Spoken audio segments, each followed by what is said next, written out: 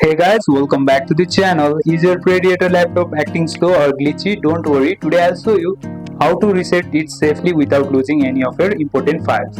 First of all, press Windows plus I to open the setting. It is the shortcut. Press Windows plus I to open the setting. After opening settings, you can search here reset, reset this PC. Then you will see the option called reset PC. Then choose reset option and select keep my files. This removes apps and settings but keeps personal files.